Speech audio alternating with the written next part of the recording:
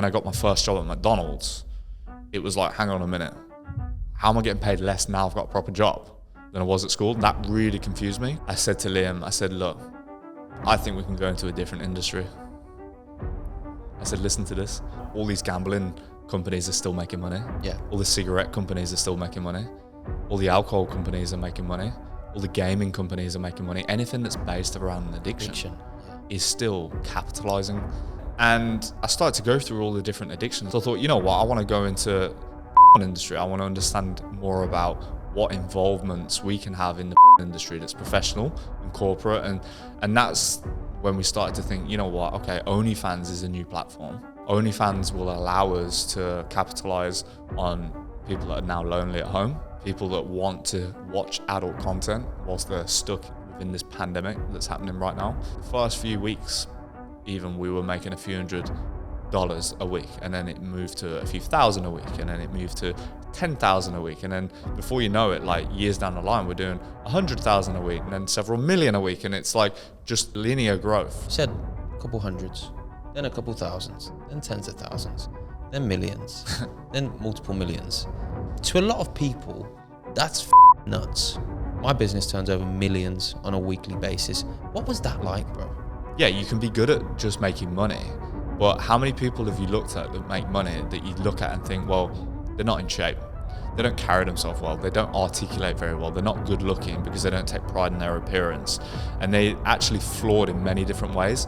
If you have designer clothes, but you can't afford to take your parents out for dinner, or you can't afford to invest into that new business idea that you have, that's a problem. You might think that you look cool, but nobody actually gives a... I think you need to chase excellence in every department of your life first, and that's something that we stand for. Being a top drawer man, TDM, that's what we stand for. Anybody that comes into our business, they're chasing excellence, they're not just looking to get paid.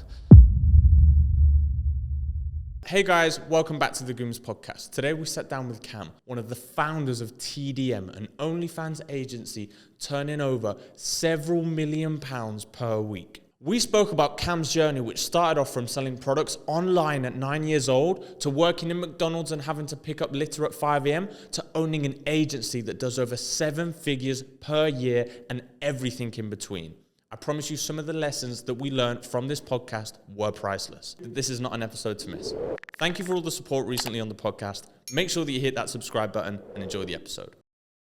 Welcome back, brother. Thanks for having us back. Can't believe it's been 6 months already. Last time you were here, we spoke a lot about you and Liam's journey and what you're building, the empire you're building with TDM and the stuff around that. But I want this episode to be about you. How do we have the Cam that we have today? I think it all stems back from childhood.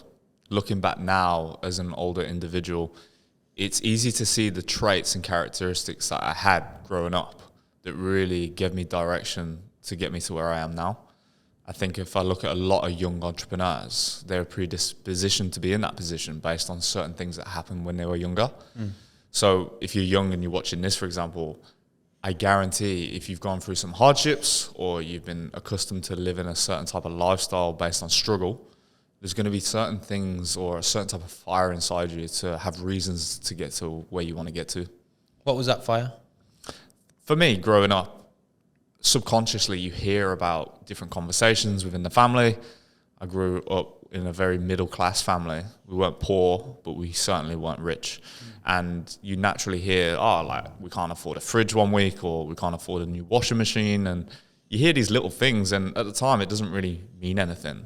But yet my dad still affords to take me to cricket every week. He still affords to take me to table tennis up and down the country because I was playing high level sport. He still had money to buy me equipment, but yet we couldn't afford a washing machine. So that showed me that they were sacrificing things internally within our own household in order to make sure that they could provide the best possible outcome for me growing up. And I think it was really just seeing that from a young age and thinking, you know what, like they've really tried to give me everything here. Like I owe it to my family to make something for myself. I was you touched on age. I mean, what age were you when you started hearing these things and they actually started to kind of hit home a little bit and they started to kind of give you that kick? 8, 9 years old, I think was the age. I think 7, 8, you're very, very young. 9, 10 years old, at the later stages of primary school, I started to see other kids. They had these new toys. I couldn't obviously get these new toys. Naturally, as a young kid, you'll ask your parents for this new scooter or this new bike. But Joe Bloggs over here, he had his bought obviously by his parents, but I didn't have the same luxury. So I think the fact that I had pushback from my parents because they couldn't always buy me the things that I wanted naturally gave me a realistic upbringing to think, you know what, actually, if I want these things, I'm going to have to do it myself. And I was taught to do it myself. I was taught to save money. I remember having this big plastic container that I'd built out of like old Coke bottles that were 2-litre bottles of Coke stuck together. And I used to drop £2 coins in or a £1 coin and watch it slide down. And I made it all cool to the point where it made me want to save because I didn't want to ruin this structure that I'd built. And my mum really encouraged me to save the pennies because the pounds will look after themselves. And that's how I was brought up. Mm. What was the next actionable steps? When did you, obviously, I'm guessing as a kid, your friend turns up with a new bike or the new toy and you're asking mum and dad, can I get this? Can I get this? And the answer's no. Yeah. What did you then do to take that into your own kind of control? So my friend at primary school, when I was about 8 or 9 years old, he bought a nitro car. At the time, I didn't know what that was. It was like this remote control car. And I really, really wanted one. I thought, you know what, this is cool. Like the fact that I can control this car. I can't obviously drive, I'm too young. But I thought, how much is this? £600. I thought, well, I need like millions for that. Are you going to get like 600 quid at 9, £600, like where do you find that? Yeah. So I thought, okay, well, I need to come up with a bit of a plan. So I said to my dad, like, how can I do this? Like, what can I do? Can I wash the car? Can I do any chores? And yeah, like there was a couple of different chores and I could make a £5 here and there off my parents. Or maybe I'll go to my grandma's house and she's going to let me do something for a £5. But really, the £600 is going to take me years to save up for this thing. I want it now. I want it now. So I thought, okay, well, I'm playing this game online called Call of Duty. I think it was Call of Duty 4 at the time. And I noticed that a lot of people were using this lag switch and scamming the game and basically killing everyone at the start by pressing the button, or like midway through the game, they'd freeze and like you just wake up and you're dead, right? So I thought, okay, well, this lag switch is cool. Surely I can buy one for myself online. Looked online, there's none on eBay, and there's just some dodgy websites in the US. And I thought, well, okay, well, my mom's not going to let me buy off these US websites because she might get a credit card scammed, and I can't afford that kind of burden on my parents. So I didn't even bother asking. I just said to my dad, look, we can make one of these. What do we need? And he says, well, you need an Ethernet cable, you need a switch, you need a button, and you need a housing for it. So bought all 4 things in bulk, started making them, one to test for myself to make sure it worked. And then from there, I had a few friends that wanted to buy them. And then I started making different batches. So I had 1 meter ones, 2 meter ones, 5 meter, 10 meter, 20 meter. And you needed a different length, really, based on how far your Wi-Fi connection was away from your PlayStation or your Xbox. So that's how that started. And then before you know it, I'm now making a few £100 a month selling lag switches at like 9, 10 years old. So that was super, super cool. At 9, 10 years old, to think about buying in bulk and marketing online and a gap in the market and all of this kind of stuff. You said your dad helped you build it. Yeah, like my dad helped me buy them. Yeah, like, I was going to buy them individually. I was going to say, single 9 time years we old, saw like, one. nah, Dad, let's buy these. We've got to buy 20 to get it cheaper, right? Look, my dad was like, look, I'll front the money, like, and you can just pay me back each time you sell one. You can give me the cost of the goods back, and that's how we worked it. He helped me do all the PayPal because I was younger than 18, so I couldn't own a PayPal account. Yeah, that was a problem. Like the biggest issues I was facing at 9, 10 years old was that, why can't I have a PayPal account? That's not fair. Yeah. Shout out Pops, man. That's pretty fucking cool, bro. Yeah, well, I grew up watching my dad taking labels off wine bottles in the bath because he'd buy wine in Europe and essentially agree to white label it and sell it as his own product within the UK to his customers. So he used to work heavily 3 months a year, Christmas time, when big companies wanted to buy wine for their clients or their staff. So I watched him, like, as a young boy, be an entrepreneur. He just didn't quite make it because I don't think he had the same drive that I've had growing up. So at 8 or 9, I'm guessing you made the 600 quid. You got the car that you wanted to get. What was next? I was scared to crash it, you know. You pride and joy, right? Because I bought it for myself. Like I had a lot. So hard for it. Yeah, everything I've ever bought, whether it's even the cars that I have now, like I don't want to curb it. Like I've spent all this money on this car. I don't want to curb it and ruin it. Like I try and take pride in the items that I own. And I think that stems from buying things as a kid for myself. Whereas the other kids, they crash their car, they don't care. Mum and dad get me a new one, Mum and dad's going to buy a new one. Like they lose their bike, it doesn't matter. Whereas for me, like if somebody scratched anything that I owned or anything, like I'd get really upset and emotional just because I felt like I'd worked really hard for that. And you've just essentially... Well, if you broke it, you have to sell another fucking 40 lag switches. Yeah. So it's good because I think that humble thought process and having a lot of pride in what it is that you own and what you've built is really key. How much do you think that your upbringing, not having any stuff given to you, having to work hard, having to make your own money from such an early age, how much do you think that affected you now and how you act now? Yeah, I think looking back at that age, you don't actually realise that you're doing it and it's different to how all the other kids are growing up. I just thought that was normal. I was an only child. I didn't know of anybody else's situations. I didn't know how other kids are growing up. That was just my personal situation, and that was normal for me.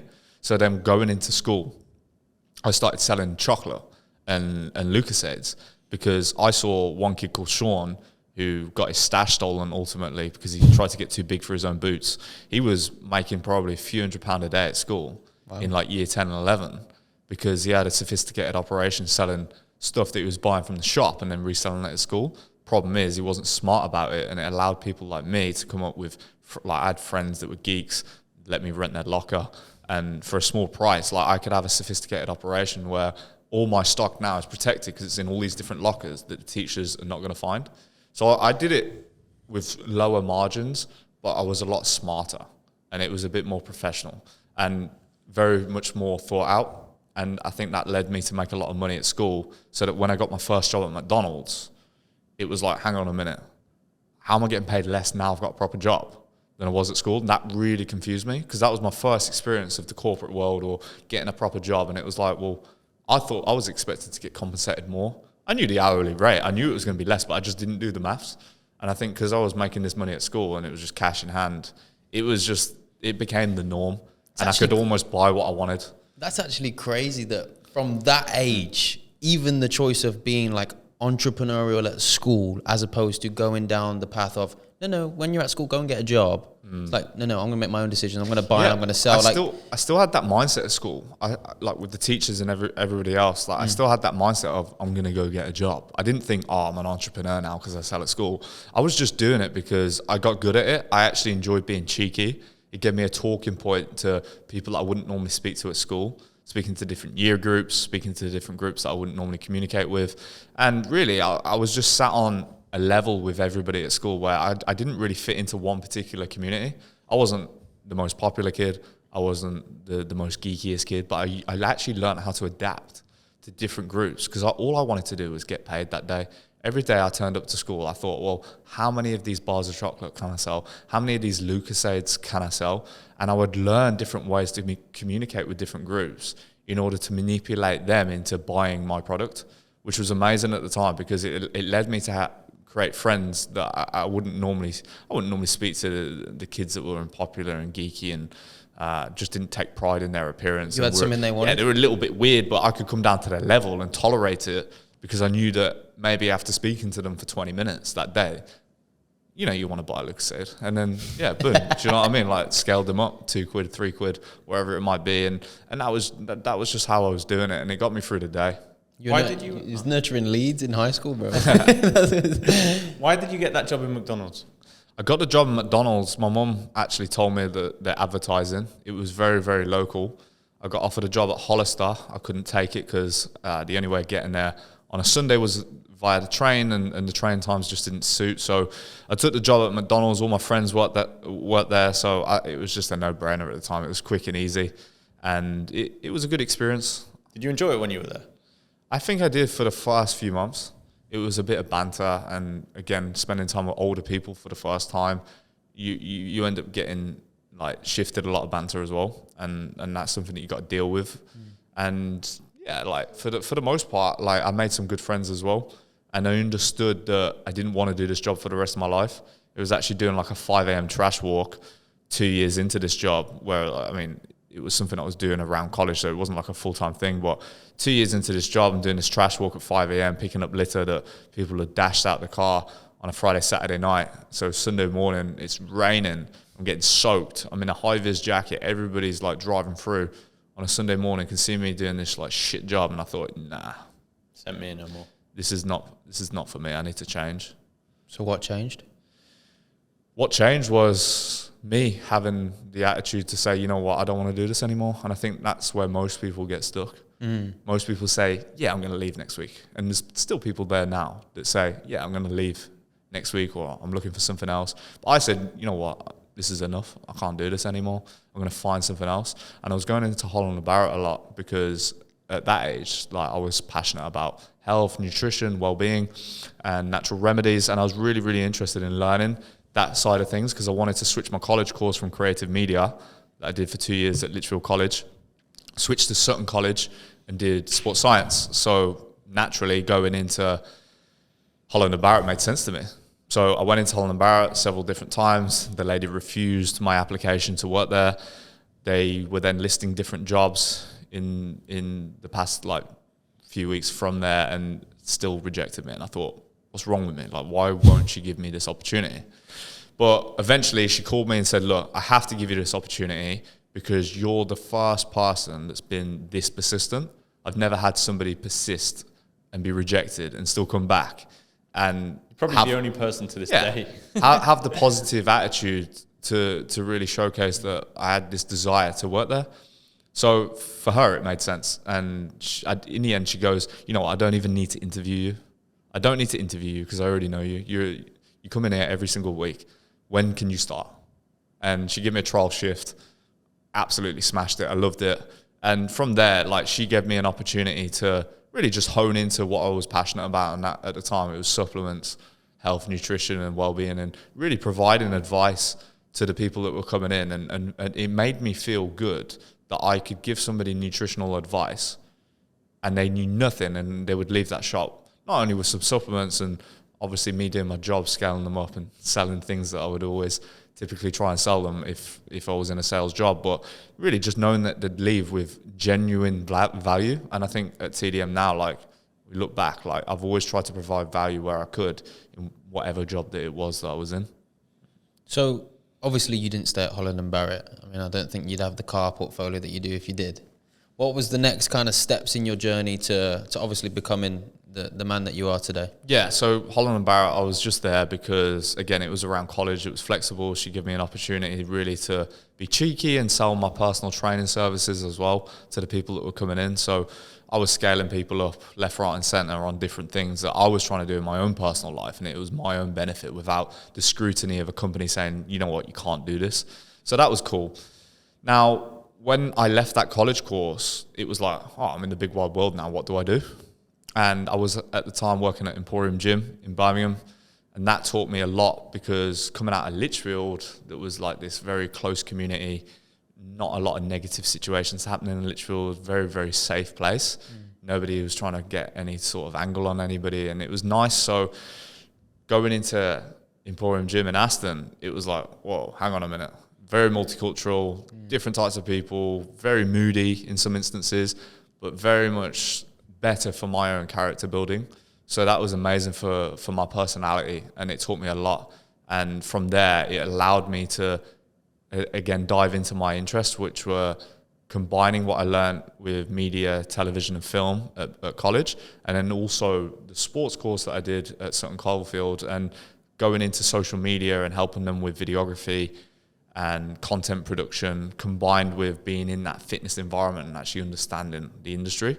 So from there, really, that then allowed me to find another job at a college in Birmingham, which was selling PT courses. And that was my first proper job. And I remember buying my first proper car because it was like, well, I've got like a PAYE job now. I'm salaried, like I'm on commission, making sales.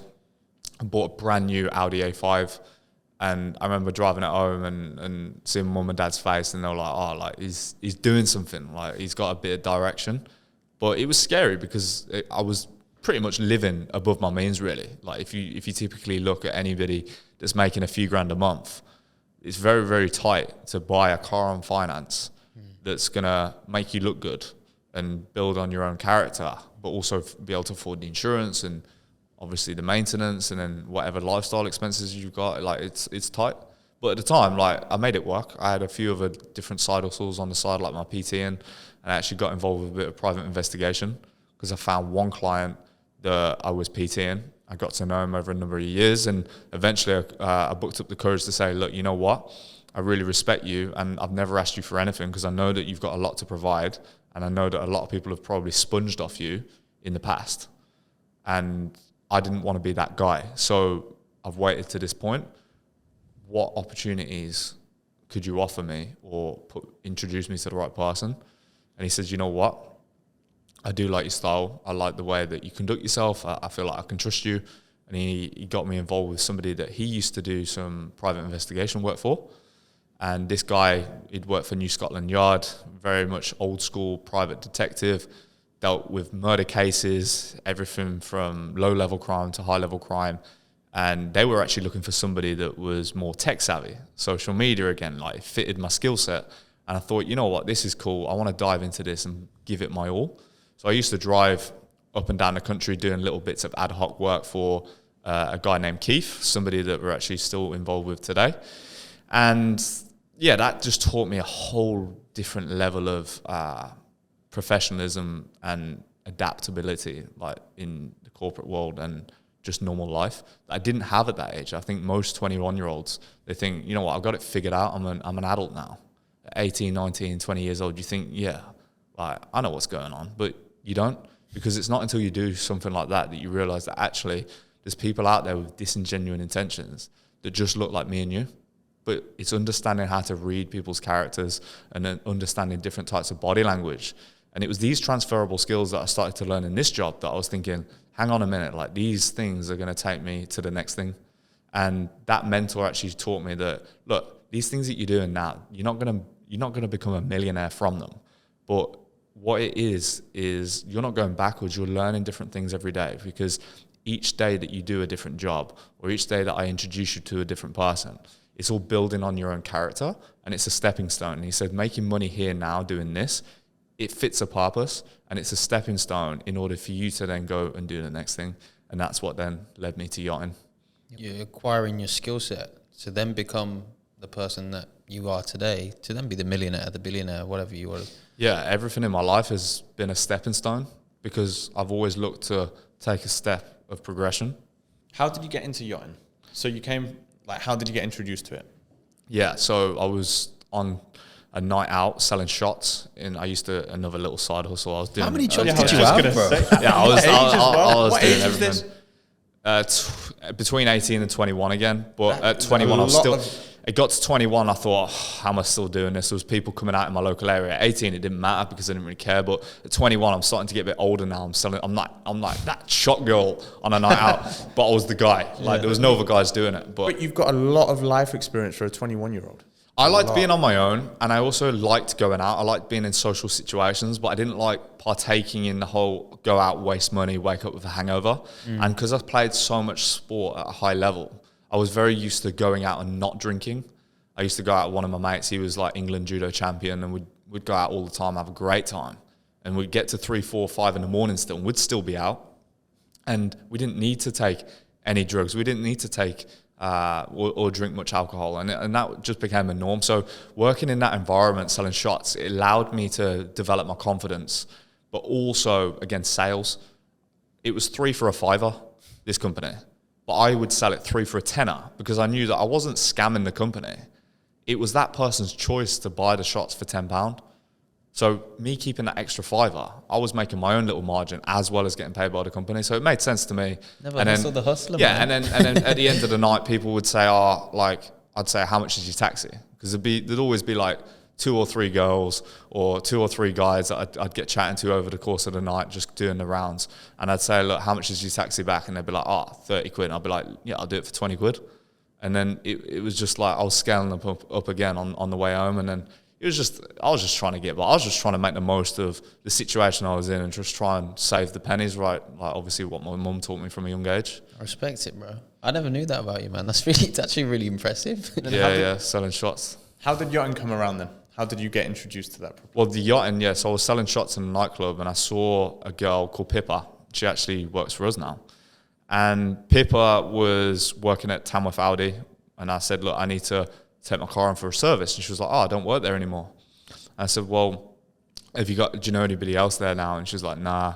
I said, what are you doing these days? And she was like, I work in the yachting industry. I was like, oh yeah, well, like doing what? And she was like, well, I just work for a family. I'm a stewardess and essentially just live in Italy now. I was like, that sounds cool. And I went on a road trip a few weeks later with some friends in the south of France. I was in Antibes, and on the beach, some guy kicked a football over. So I passed the ball back, got chatting to them. I said, what are you guys doing here? You on holiday? And they were like, nah, we work for a Polish family on a boat over there. I was like, like doing what? And they were like, I'm a deckhand. And I was like, keep hearing about this yachting thing. And then that same day, I went back to the campsite because we were just bumming it out in some campsites on a road trip. And my friend's dad, they were on a bike road trip around Europe, and they met up with us. And he said he had this successful driving school that he'd sold, and obviously he'd done very, very well. But I said, if you were our age, what would you do if you were to do it all again? He was like, I'd work in the yachting industry. And I was like, why do I keep hearing about this thing? And then I got back, and then I had a personal training client called Hannah. And I said to Hannah, I was like, I keep hearing about this yachting thing. And she was like, yeah, I used to do that. And I was like, what? How does everyone work in this industry? Like, we live the furthest point away from the sea in the Midlands, based obviously just north of Birmingham in Lichfield. How is everybody somewhat connected to the yachting industry? So that's when I spoke to my mentor that I used to PT, and he's the guy that introduced me to the private investigation. I said, I keep hearing about this yachting thing. And he said, look, if you keep hearing about something, it's the universe telling you to follow that direction. And he says you should look for these signs and essentially take it upon yourself to put yourself into a position where you can capitalize on it. And I thought, okay, well, it makes sense. I took 2 weeks off work. I was in this personal training job, and decided to go to the south of France and did all my sea survival, firefighter training, did all my medicals, booked 2 weeks off, went to the south of France, and now suddenly I'm walking around all the ports of France and northern Italy trying to get a job. I had no idea what I was doing. All these people had come from like mum and dad that owned a boat, and they had somewhat experience on boats, and literally all I had was my determination, my discipline, and a couple of signs from the universe. Yeah, and I had the signs, but I was also in shape. I had this security background. So I had a different character to everybody else. And everybody was just wasting mum and dad's money, getting drunk. Like, I was focused on trying to get a job. And there was this older guy, and we were in a hostel. And he comes up to me and he says, look, I've been watching you for the past 4 or 5 days. Like, I like the way that you present yourself. You're always in a suit. You dress smart. Everybody else is in shorts, and they're just kids fucking around. He goes, I want to give you an opportunity. And I said, okay, what's that? And he goes, well, look, I've just been offered a full-time job, so I can't take this, but here's 6 weeks of work. Do you want it? And I said, oh, man, I couldn't believe it. I thought, this is going to happen now. I'm going to work on a yacht now, and I can just quit my job in Birmingham. So I called up my boss and said, look, I don't need this job anymore. Like, it's shit, but I know it is what it is. I would love to work my notice, but I'm now in the south of France. And he was like, look, man, I didn't expect anything different, because he knew the kind of personality I was. And that was that. I didn't even go back. I stayed in the south of France, already had all my stuff. And before you know it, now I'm walking around on a boat and living on this yacht in northern Italy. That was that. And did being around that kind of lifestyle, obviously you're not living it, you're kind of being there and working for the guys that are living it, but did it open your eyes to a different level of money? You've been a hustler your whole life, yeah? You're always looking for that next paycheck. Totally that next different level. Yeah. Did it open your eye, like your mindset and your perspective to, okay, listen, there's a little bit more to do in this world for me maybe than a couple of £1,000 a month in an A5? It made me realise that I was just scratching the surface. Yeah. I think before that, the idea of working on a yacht, that was the goal. And now I've reached the goal. It's like, well, now what? Get the yacht. Yeah. Like I was thinking, okay, that's cool. I mean, I had to really concentrate going into that industry because I literally had zero experience. And the captain that took me on, he actually said, look, I'm going to do this selfishly for myself. I'm not giving you the opportunity because you deserve it. And he really kind of belittled me because he said, look, you're useless to me. Like, you don't have any experience on a boat. It's going to be an absolute nightmare trying to teach you everything from the scratch, from the ground up. But he says, what you do have is a skill set. He goes, look, I want to do a bit of boxing. I want you to train me. I want you to train the crew. And that's how I've always operated as a captain on boats. I like the crews to be healthy. I like people to be active. And it creates a fun, interesting environment for everybody. And if we have guests on board, you can obviously get involved with them and whatever kind of sports they want to do. And that was how it was framed. So he framed me into that. But in return, he did teach me how to work on a boat. He taught me how to navigate at sea. He taught me different things that I wouldn't have learned elsewhere. Did that play into your advantage? The fact that he said selfishly... That was the only reason. If I'd have gone there without the personal training experience, without the security experience, with no experience on a yacht, it would have took me months and months and months. Like, typically South Africans will go to the south of France, but like, this was back pre-Brexit, where they only had 3 months to try and find a job. After 3 months, they get deported. It's the same now in the UK, being in Europe, but back then, like, we could stay as a UK citizen, we could stay in the south of France for months and months and months on end. And typically what would happen is you'd get day work, which was like work experience, and it would just be cash in hand. It would tie you over to essentially fund you being in the south of France in a hostel or in an Airbnb, and you'd be amongst these communities on Facebook with other people that are trying to get a job in a similar industry, and you just become part of a community, and you're all trying to help each other get a job. And that was my new life now. But luckily for me, it only took me 6 days. 6 days, I found a captain. That job only lasted 6 weeks, but it gave me enough money to then tie me over for another few weeks to move on to the next thing, which actually didn't happen because I just couldn't find a job again. It just proved that because I didn't have the experience and didn't meet the right person, didn't network in the right way, my opportunities ran out, and it was got to the point where I was going to fly home. And then the captain called me up again. He'd moved to Lord Sugar's boat, and he said, look, I want my PT back. And I was like, fuck yeah. Where are you? And he was like, we're on the Thames in London. There's a flight tonight. Pack your stuff. And I was like, wow. So I was in like Ventimiglia in Italy, just some small town. Dot walk in, and I was with 2 other lads. One was from New Zealand, a Kiwi guy, and another guy from South Africa. And them two, they were still looking for a job, and I felt a bit guilty because we rented this car together. We were driving up and down the coast trying to find a job, and obviously I beat them to it. So I just said, look, guys, I'm gonna have to drop this car back and see you on your way. So that was it. And then I flew to London, and the rest is history. I worked for Lord Sugar for a long time. I used to go on bike rides with him and essentially serve the family, both in a professional way of looking after them off the boat, but also working as a deckhand, doing the boring stuff and cleaning and everything that's glorified in the yachting industry. What type of lessons do you learn from Lord Sugar? It's got to be some good ones. In all honesty, he's at the tail end of his career. He just wants to chill. He wants to relax. He didn't want to be interrogated or... It wasn't the right environment for me to ask. I didn't feel like I could, on the basis that I was scared of losing my job, and I had a good opportunity to get good experience, and I didn't want to fuck it up. So I didn't want to ask. We had to sign contracts and NDAs and things like that to where we weren't really meant to treat them like a friend. Like, it was always professional. I served his family, and that's how it had to be. And I just kind of accepted that this is the framing. Like, I'm under these people and I can't do anything about it. And it did get to the point where I thought, you know what? He's an entrepreneur. He's made his own money. Like, I've got similar characteristics growing up. I always grew up watching The Apprentice. And it was very, very inspiring watching The Apprentice. And I never ever thought that I would be in a position to be in front of people like that you see on TV growing up as a kid. But I always knew I had the same characteristics. And I remember, like, family members and people that I'd see as a young person, they'd always say, oh, you should be on Dragon's Den, like, you should be on The Apprentice. And it was just a passing comment, but then to be suddenly involved with that family, it was like, this is cool. Like, I used to love going to pick them up on the private jet, transporting them to the yacht, and it was a cool thing to do at that age, and it was different to any of my friends back home.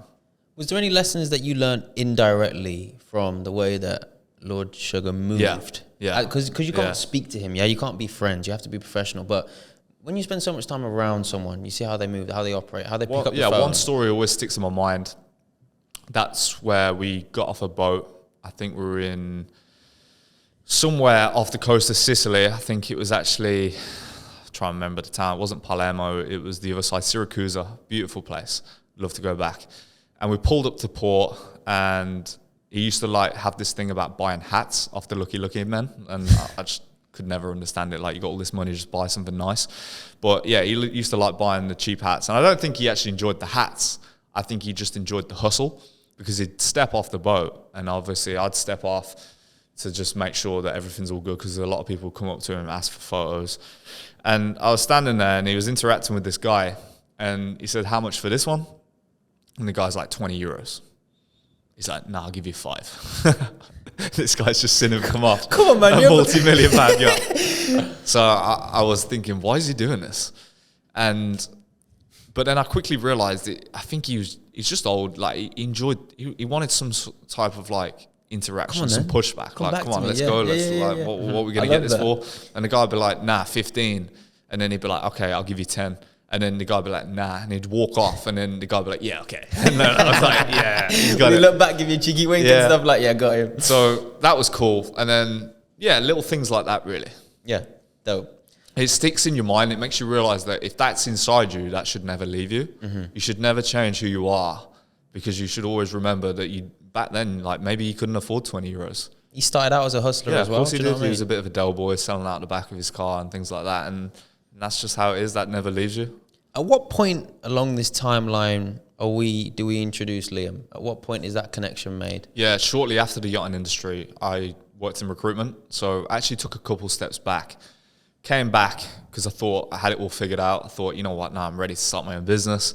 Came back, thought of a few different ideas, set up a events company, and I was doing house music and techno events in my local town. Again, I wanted to go out on the weekend, but I didn't want to spend money. I didn't want to do degenerate things. So I thought, you know what, I'm going to set up an event where I can still have fun, but also get paid. So I used to take the door money on that event. That was very successful, actually. But then COVID happened, and it forced me to think of a new business. And I set up like an antibacterial liquid chalk that I used to sell to gymnastic clubs, powerlifting clubs, gyms, just supplement stores, everything really. And from there, that's when I got introduced to Liam. And I was working this recruitment job. I went back to Holland & Barrett, and I took a few steps back there. I remember my first day back at Holland & Barrett after the yachting industry, thinking, like, this is terrible. How have I gone from the south of France to Litchfield? Yeah, like Holland & Barrett here, yacht. Yeah, back to Holland & Barrett. Well, what happened was, because of the yachting, I was working 16 to 18 hours a day, and I actually think that was a big part of my character building. Not many people get accustomed to working that much at that age. And I think the problem is, when you get your first job, when you leave school, you get into a 9-to-5 job, and it just becomes the norm. And the thought of working extra hours is a big deal. So working a 40-hour week, extra hours, 60-hour week, that's like, whoa, like, are you sure you're okay? You're going to burn out? Like, people always say that. You're going to burn out. It's like, no, I've done 18 hours a day for the past 2 years in this industry. Now when I come back and work in recruitment, I'm doing a 9-to-5 again, working on the weekend at Holland & Barrett, working back in a nightclub, doing all these things again. That was it your was norm? like, well, now I've actually got more time than I had back then, because I couldn't even leave the boat sometimes to even get a coffee, because the captain said, no, you can't leave the boat. And it was very military run, like cabin inspections, the pressure. It was hard. But then going back to normal life, working normal jobs, I was in control. And I think then setting up the business and running the business after work was normal. Like most people, they want this transition from a 9-to-5 into self-employment and become an entrepreneur. But what they're not willing to do is the transition. I think they're willing to do one or the other. You'll find that a lot of people will be entrepreneurial, have their hustle, but then not want to work. And I think the hardest part of being an entrepreneur is the transition.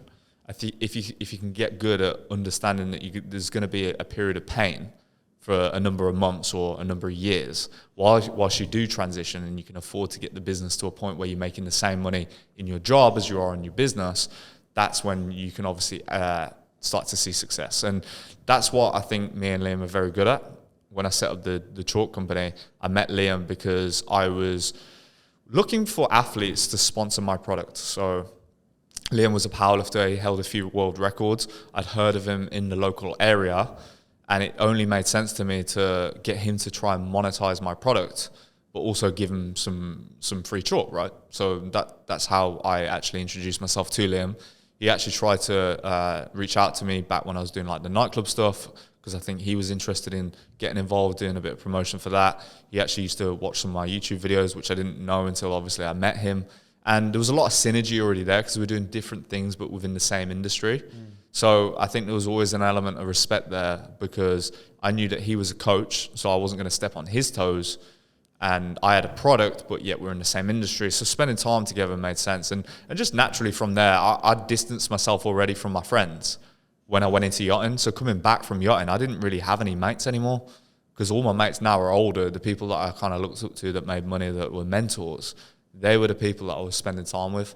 So then meeting Liam and seeing this guy that's also got the same sort of desire to make money and seeing that drive again in a younger version of myself was like, oh, this is cool. And a lot of the things and knowledge that he had, I looked up to as well. Like he had a service-based business. I saw the value in that. I had a product-based business, and having a product-based business during COVID where logistics was a nightmare, waiting to essentially receive funds from products that now you've got to wait 6 months for was a headache to me. And I actually underestimated how much capital you need for a product-based business.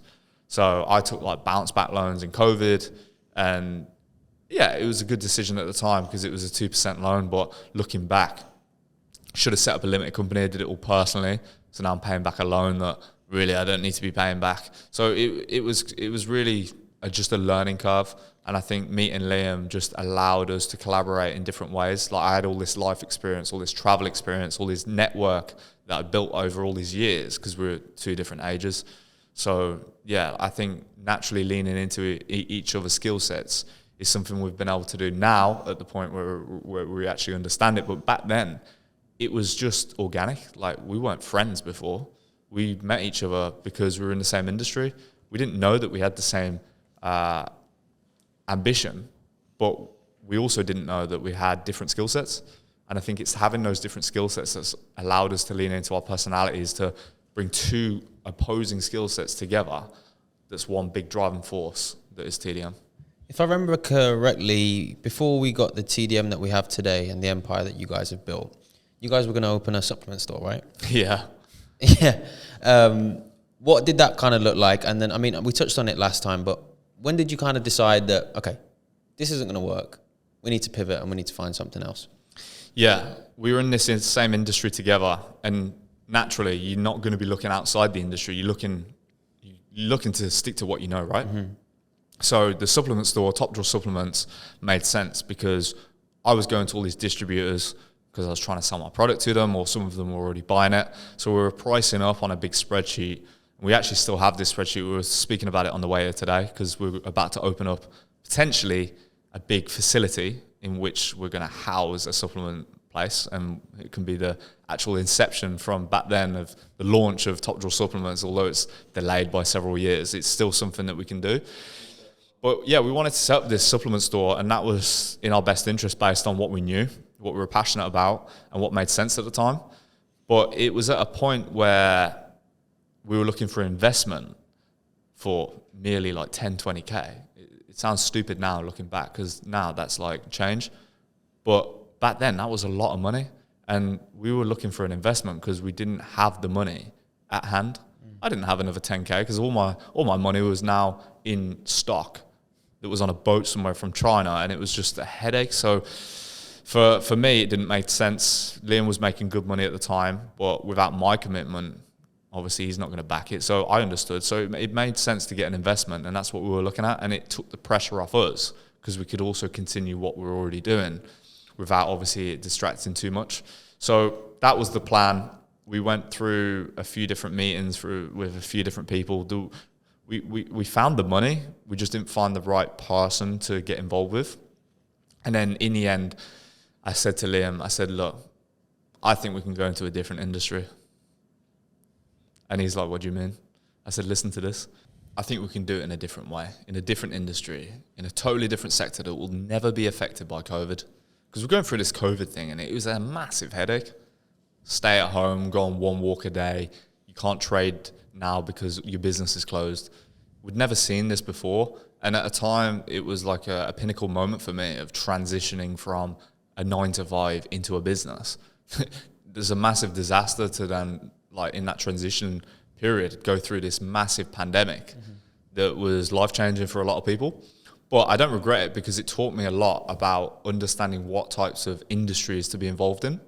And just before the launch of Top Draw Supplements, before we committed to buying anything, before we committed to going into an investment with somebody else, I thought about it deep and hard, and I thought to myself, this isn't the right industry. The fact that we can be closed down because the government says you cannot trade today because of this global disease, that's not for me. It's a lack of control, wasn't it? I've signed out. All these gambling companies are still making money. Yeah. All the cigarette companies are still making money. All the alcohol companies are making money. All the gaming companies are making money. Anything that's based around addiction is still capitalizing. So I thought, okay, well, we can't sell cigarettes. It's too regulated. We can't sell alcohol. My dad's got an alcohol license because he used to sell wine, but not really interested. I don't really know enough about it. And very saturated as well. Yeah. And I started to go through all the different addictions. I thought, well, can't go into pharmaceuticals because people are already capitalizing that now in the pandemic. So I thought, you know what, I want to go into the porn industry. I want to understand more about what involvements we can have in the porn industry that's professional and corporate, and take our skill sets of being new to business, but also have the right mindset and moral compass into this new sector to where, okay, now we're in a COVID pandemic and we can capitalize on this, make money without the restrictions. And that's when we started to think, you know what, okay, OnlyFans is a new platform. OnlyFans will allow us to capitalize on people that are now lonely at home, people that want to watch adult content whilst they're stuck within this pandemic that's happening right now. And it just made sense from there. And we started to see a gap in the market because all of these creators were self-managed. No footballer is self-managed. No artist in the music industry is self-managed. Everybody has managers. DJs have managers. I worked in the events industry. Like I could have easily become a manager for DJs. I actually had DJs reach out to me and say, like, I want you to manage me. I like the way you carry yourself. I like how you go to different places and you're always well presented, and you've got sales experience, you've got life experience, you've done the security. Like I could have easily gone into that and done some crazy stuff in that industry. But again, closed down by COVID. All these DJs now can't perform. But guess what? Content creators are booming. And there's an industry here that we can capitalize on and essentially just step in front of that transaction in between it. How soon from when you started the business did you actually see success, and in terms of numbers? So, for instance, the first year, what was turnover? So it's really exciting, actually. This business has been such an amazing journey, not just financially. Obviously, we live an amazing lifestyle, but just the journey. I think it's like a road trip for me. Like road trip has always been the most passionate way of traveling, compared to flying on a plane and you just go from A to B and now you're at your destination. Whereas a road trip, you stop in lots of different villages, there's some hills to climb, there's road closures and different hurdles, there's an engine management light, you've got a flat tire. I really like that analogy. I really like that. It's a journey, it's like climbing a mountain with fake peaks. This is how I view business, and the inception of TDM and the journey that we partaked in was very, very similar to me. And the fact it was online, we could work remotely, work from different places. It was a roller coaster, but one that we could control wherever we were and whatever environment that we found ourselves in. So for us, we moved into a rental property together. And that was a big step because I've lived at home my whole life. I worked in the yachting industry. Apart from that, I was living with my mum and dad. I couldn't afford to live on my own. I couldn't afford to move out. I couldn't afford to get a mortgage. Mum and dad weren't going to give me a deposit for a mortgage because sometimes they couldn't even afford to buy a new washing machine. So it was really, really hard. And going into a rental property, it was a lot of pressure because I was thinking, well, what do we need to make every single day in order to break even? And I remember doing a spreadsheet with Liam when we moved into this rental property, and we were about, I don't know, like 3-4 months in. And I worked out that if we make $346.89 every single day, we will be able to cover the bills. We'll be able to cover the rent, the electricity, and the rates or whatever it might be. And that was that. And that seemed like a big hurdle at the time. But this was at a point where the first few weeks, even, we were making a few $100 a week, and then it moved to a few thousand a week, and then it moved to 10,000 a week, and then before you know it, like years down the line, we're doing 100,000 a week, and then several million a week, and it's like just linear growth. Obviously, there was hurdles along the way, and there's times where we lost business overnight, and I think most businesses face that, and those are the harsh lessons that you need to learn in order to improve your operation. But going back to the rental property, it was a big leap of faith at the time, because we realized that we would go to the gym, play chess before we train, because we were working. We had this like new management company where we could manage these creators and essentially help them with content creation, with social media, and really just provide a level of service and business acumen that they didn't have. And we'd be about to train, and then it was suddenly getting busy with work, and we'd just keep playing chess. And we realized that actually, you know what, we just need to be around each other 24 hours a day at this infancy stage of the business, as you guys probably know with the podcast. Being around each other, sponging off each other's ideas and complementing each other's skill sets is really where you need to be in order to see that business grow and scale. Whereas most companies, you go home at 5 o'clock and now you're not going to see the next person for another 16 hours. On a personal level, I feel like the answer you just gave us was very business savvy. You both of you articulate very nicely. Yeah. On a personal level, you said a couple hundreds, then a couple thousands, then tens of thousands, then millions, then multiple millions. Like, to a lot of people, it may be the norm to you guys. Well, it is the norm to you guys. To a lot of people, that's fucking nuts. What was that transition like away from the business stuff to, I'm trying to get a 10K loan, don't really know what I'm doing myself, working on other rich people's yachts and around other rich people, to my business turns over millions on a weekly basis. What was that like, bro? It's a really good question, because it still feels like a dream, and you're going to pinch yourself and you're going to wake up and it doesn't exist.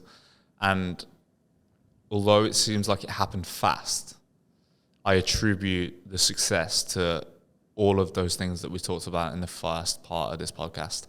Every single emotion that I felt growing up, every single situation that I found myself in, every single sale that I made with any Lucozade or chocolate or lag switch or shot that I was selling in a nightclub, all led me to this inevitable place of acquiring these skills, right? Acquiring the skills in the different industries, the different experiences. And then suddenly when it clicks, it's like, well, people will say, oh, you got lucky. Okay, well, maybe I did. But I created my own luck off the back of 10 years of tumultuous places that I couldn't ever possibly think to be in again. Like, yeah, I'd do it all again tomorrow, but it was tumultuous and it was very up and down. You said that business has its harsh days. What was one day from when TDM was alive that it was a harsh day? When things just went wrong? We've had 2 times, 2 periods of possibly it slipping away. That bad? Yeah, 100%. I think most businesses, if you don't experience something like that, how can you possibly learn and grow? So one time we lost one of our biggest creators through no fault of our own. And really, like, it was just one of those things. It was going to happen eventually. Some people don't want to be in this industry forever. Some people want to then manage it themselves one day. And you can't change that. We don't have contracts where we lock creators in and say, look, you're in a 3-year contract now, you can't leave. You're in a game of trust, aren't you? So the music industry and other industries probably do that with records and things like that. But because of the nature of this industry, we wanted to be different to everybody else. So for us to be professional and more corporate than all the other agencies out there, we thought, you know what, we don't want to lock people into contracts. If you want to work for us, great. If you don't want to work for us, you can leave at any time. So the way that we do our contracting is we say that people can leave within 7 days. And to us, that's super fair. Like, just give us 7 days notice. So for the rota of all the guys that are working on your account, they can at least complete their shifts. And we can obviously work out the finances and go our separate ways. And that's that. So sometimes that's going to happen. And if you've got creators making sometimes like $900K a month and you lose that overnight, like, that is a big proportion of your business. Is that what? That has happened. Yeah. That particular one actually dropped down to like 200K, but there's been instances where we have lost accounts that are like 900K a month. And then what? Like, what are you going to do from there? You got all this staff, like, you still got to pay them. We're loyal people. Like, we don't want to see our friends and family on the business that we've created, like we don't want to see them suffer. So we're going to suffer first. We're going to pull it from our own pockets and try and build it back up again. But what it makes you do is it makes you go into a board meeting and say, how did we fuck this up? Right, what did we do to fuck this up? And usually it's a case of, okay, well, we put all our eggs in one basket, right? We knew this creator was scaling and we were going to keep scaling it. In hindsight, we should have spread our risk and got more creators so that then if one leaves, it's like not really going to affect the turnover. So that's what we did. We did that again. And then the second time, something similar. We lost a big agency. It was different because we have times where we'll manage creators, and then we've got times where people white label our services, and we'll actually manage a whole agency because they're not skilled or they don't have the right structure in place. Just swallow them up. Yeah, so we'll take on an agency that's maybe got 30 creators, and they don't really do anything. They just let us do all the work. But what's good about that is it allows us to grow faster, because instead of trying to sign 30 new creators, we can just sign one client and then we receive 30 creators. But then it's the same thing. Like, if they're doing several million a month, because a lot of these agencies are, and we take upon that whole agency, if we lose that one client, it's still going to damage the turnover. So I think a lot of businesses face this. A prime example with a company would be, let's say that McDonald's, let's say that they're buying all of their beef from one farmer. If they cut that contract, that farmer's going to lose his biggest contract, right? And he's going to have to build it up again or find it elsewhere. So that's the best way I can describe it. Since we had you guys on last time, you were just moving into a new space and like your team was growing. Where have you kind of grown in the last 6 months since the last time that we spoke? We've outgrown the office. And it's amazing because we've been in there less than a year. Congrats. Yeah. Well done, man. And it's 3,000 square foot. It's quite big. There's like 3 different rooms. You could probably get about over 100 staff in there easily. So we're at a point now where we're ready to scale again. Sick. I want to ask you now. I want to ask some advice on a personal level, because I'll be real, we're not doing as well as you guys. What does it take to grow a business this size? Because it's something that we dream of, and we're going to get there one day. Of course you are, and I think it's more your mindset, your attitude. If you genuinely believe you're going to get there, you will. But everybody's time is different, right? We've all got to learn slightly different lessons before we have that responsibility. I think if I'd have received this level of responsibility too early, like let's say I was Liam's age, maybe Liam was able to hone in on it earlier than I would have been able to, because maybe there were certain things that I needed to learn in my life in order to take this responsibility and be able to execute it well, in the same way that Liam could take it earlier and execute it just as well, if not better, in some instances, right? So I think we're all at different stages, and some people have to do it older, some people can do it younger, and I just think that's the way that it is. Sitting across from us two though now, and everybody that's listening at home, what's the best piece of advice, the number one thing that you could say to us to do to go into our business tomorrow and change things? Mm-hmm. And not in terms of like, tomorrow we go in, we're going to do what Cam says. This is what worked for Cam. Yeah, I think it's a very, very vague question, and without understanding the industry, because obviously you're in a completely different sector, completely different industry to me.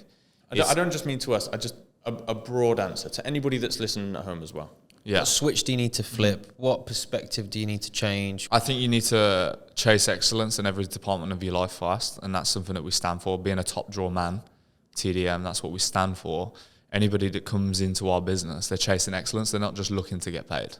Me and Liam, we're more passionate about becoming better each and every day at every department of our life. And what I mean by that is that, yeah, you can be good at just making money, but how many people have you looked at that make money that you look at and think, well, they're not in shape, they don't carry themselves well, they don't articulate very well, they're not good looking because they don't take pride in their appearance, and they actually flawed in many different ways. And there's been times where I was younger that I was introduced to somebody that, let's say, that was rich, right, or had a lot of money, and I looked at them and thought, I'm better than that person. I know that I've got it, so if they can do it, why can't I do it? And all you have to do is work on those things and those characteristics that maybe you are lacking. Like you guys, you go to the gym, you're in good shape, that's check. But does that make you a top drawer man, that you're just in shape? No, because you have to work on other things, the way that you carry out relationships, the way that you interact in business. Like there's different things here that you check, right? And it's understanding which ones you don't, working on those fast, before then you focus on obviously what it is that you need to do in order to get better within your own business. But you guys are in a totally different market, so it's going to take you guys longer on the basis that you're not in an industry based around addiction. We're in an addictive based industry, very, very volatile, but massively I like your answer. Undersaturated. I like your answer. It's saying, I'll sit down, I'll take a look. Where can I improve in my life? I like to think that I do that anyways. Yeah, you have to understand and take feedback. Understand what other people think that maybe your flaws are. Me and Liam are always assessing what my flaws are, what his flaws are, what our team's flaws are, how can different departments of the business improve. And it's understanding where improvements can be made that obviously helps you with growth. And I'm sure there's been instances along your journey where you've understood different things that needed to happen in order for you guys to get to the next level, right? And it's sacrifice. Like if you recognize that maybe on the weekend you're going out, you're spending too much money, or you're wasting money doing this or that, or maybe you're simping too much on your girlfriend and you're taking her on too many holidays and buying her too many gifts, when you're not in a position to be able to have that luxury, that's when you need to take a look at yourself and think, you know what, I need to put myself first. I mean, I wanted to ask before we round off, what does it take to be a top drawer man? But I think you just kind of answered it, unless you want to. Well, here's an example for everybody back home. If you have designer clothes, but you can't afford to take your parents out for dinner, or you can't afford to invest into that new business idea that you have, that's a problem. You've been sucked into society, and now you're a consumer in this rat race world that we live in, and you're the victim. You might think that you look cool, but nobody actually gives a fuck that you've got this designer clothes on.